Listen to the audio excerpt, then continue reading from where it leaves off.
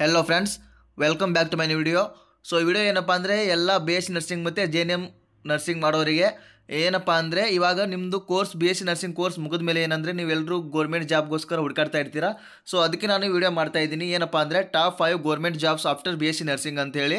So ಈ video ಯಾರು skip ಮಾಡಬೇಡ್ರಿ, ಕೊನೆವರೆಗೂ ವಿಡಿಯೋ ನೋಡಿರಿ. ನಿಮಗೆ ನಿಮ್ಮ ಕೋರ್ಸ್ ಮುಗಿದ ಮೇಲೆ ಏನಪ್ಪ ಅಂದರೆ ಈ ಜಾಬ್ಗಳು ನಿಮಗೆ ಅವಶ್ಯಕತೆ ಇರುತ್ತೆ, ಎಲ್ರಿಗೂ ಇರುತ್ತೆ. ಸೊ ಈ ವಿಡಿಯೋ ಸ್ಕಿಪ್ ಮಾಡಬೇಡ್ರಿ. ಎಲ್ಲ ಯಾವ್ಯಾವ ಜಾಬ್ ಅದಾವ ಅನ್ನೋದು ಟಾಪ್ ಫೈವ್ ಗೌರ್ಮೆಂಟ್ ಜಾಬ್ಸ್ ಯಾವ್ದು ಅನ್ನೋದು ಹೇಳ್ಕೊಡ್ತೀನಿ. ಸೊ ಇನ್ನೂ ಯಾರು ನನ್ನ ಚಾನಲ್ ಸಬ್ಸ್ಕ್ರೈಬ್ ಆಗಿಲ್ಲ, ಪ್ಲೀಸ್ ಎಲ್ಲರೂ ಒಂದು ಸಬ್ಸ್ಕ್ರೈಬ್ ಆಗಿರಿ ಮತ್ತು ನಿಮ್ಮ ಫ್ರೆಂಡ್ಸ್ಗೂ ಶೇರ್ ಮಾಡಿರಿ. ಸೊ ಫಸ್ಟ್ ಬಂದುಬಿಟ್ಟು ಯಾವುದಪ್ಪ ಅಂದರೆ top 5 government jobs after B S C nursing. Salary ಎಷ್ಟು ಮತ್ತು ಸ್ಯಾಲ್ರಿ ಪರ್ ಮಂತ್ಲಿ ಎಷ್ಟು ಇರ್ತದೆ ಅನ್ನೋದು ಹೇಳ್ಕೊಡ್ತೀನಿ.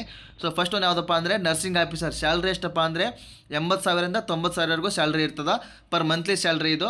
ಮತ್ತು ನೆಕ್ಸ್ಟ್ ಯಾವುದಪ್ಪ ಅಂದರೆ ನರ್ಸಿಂಗ್ ಲೆಕ್ಚರ್ ಅಂದರೆ ಟೀಚರ್ ಅಥವಾ ಲೆಕ್ಚರರು, ಅದಕ್ಕೆ ಸ್ಯಾಲ್ರಿ ಎಷ್ಟಪ್ಪ ಅಂದರೆ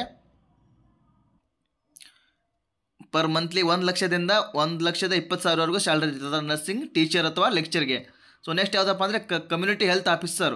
ಇದಕ್ಕೆ ಸ್ಯಾಲ್ರಿ ಏನಪ್ಪ ಅಂದರೆ 25,000ರಿಂದ 40,000 ಪರ್ ಮಂತ್ಲಿ. ಈ ತಿಂಗಳಿಗೆ ಏನಪ್ಪ ಅಂದರೆ 25,000ರಿಂದ 40,000ವರೆಗೂ ಸ್ಯಾಲ್ರಿ ಇರ್ತದೆ ಕಮ್ಯುನಿಟಿ ಹೆಲ್ತ್ ಆಫೀಸರ್. ನೆಕ್ಸ್ಟ್ ಯಾವುದಪ್ಪ ಅಂದರೆ ಪಬ್ಲಿಕ್ ಹೆಲ್ತ್ ನರ್ಸ್. ಇದಕ್ಕೆ ಸ್ಯಾಲ್ರಿ ಏನಪ್ಪ ಅಂದರೆ 50K ಅಂದರೆ 50,000ರಿಂದ 60,000ವರೆಗೂ ಪರ್ ಮಂತ್ಲಿ ಸ್ಯಾಲ್ರಿ ಇರ್ತದೆ.